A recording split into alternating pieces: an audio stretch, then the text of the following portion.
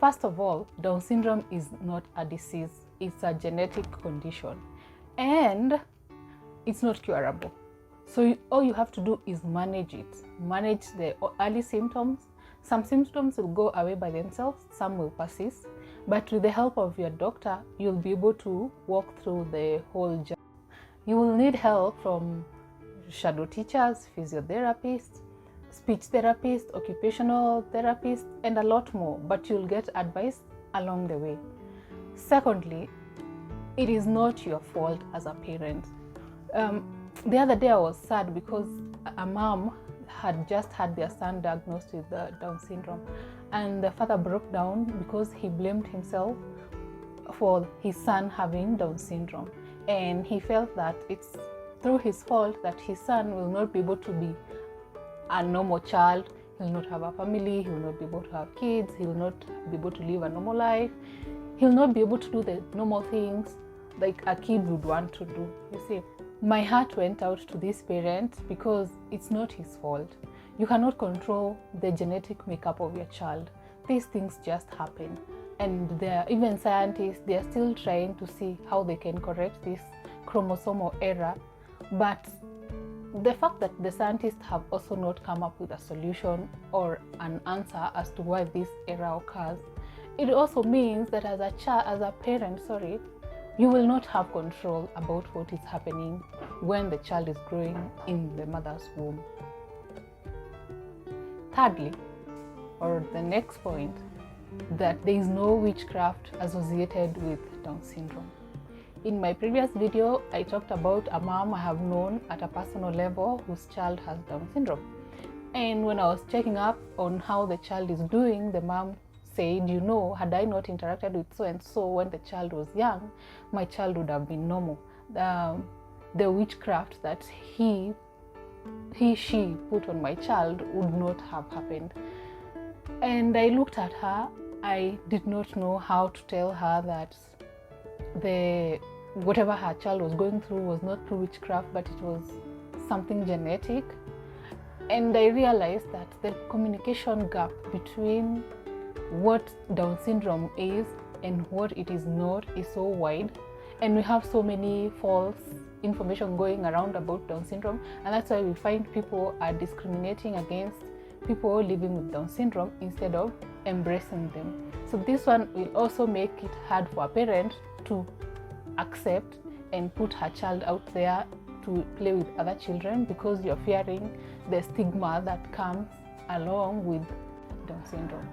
The next one, individuals with Down syndrome have a short lifespan. Well, no.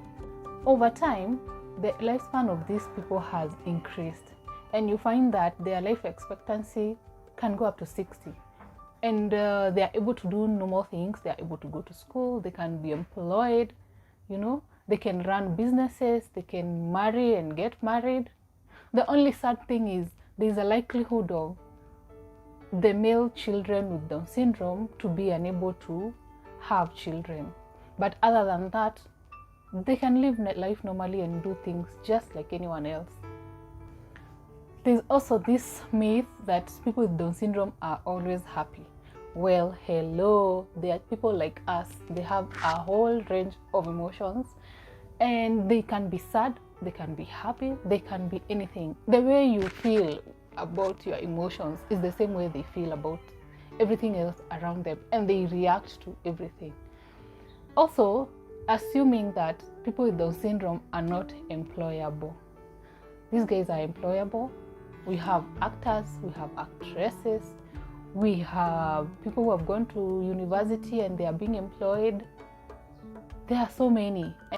The other day I was watching a video, and a parent has 2 daughters with Down syndrome, and because they're almost finishing school, he set up a business for them so that once they are through with the school, they can come and start working in their business. So the main objective of this business is to make candles for sale. It's called Downlights. You can check it up. It's a very nice project. The dad has 2 daughters and they are doing a wonderful job. That is just to show you that someone with Down syndrome can be employable and they can also contribute to the economy.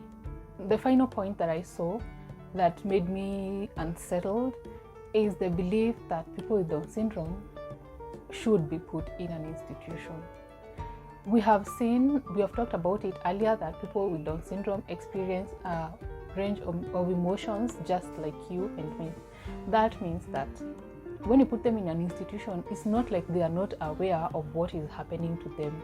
And if you're doing that because you do not want to be with them, they also feel the rejection. If you love them, they feel the love. If you appreciate them, they feel the appreciation. Remember, someone with Down syndrome is normal. It's like you and me. It's just that their intellectual development is slow. So it takes them time to achieve certain milestones. However, they are very cognitive of what is happening around them and within them. So do not put them in an institution if you really can afford to take care of them, because they know what is happening around them. Anything that you need me to shed light on, and I'll get back to you as soon as I can. For now, until next time, be safe.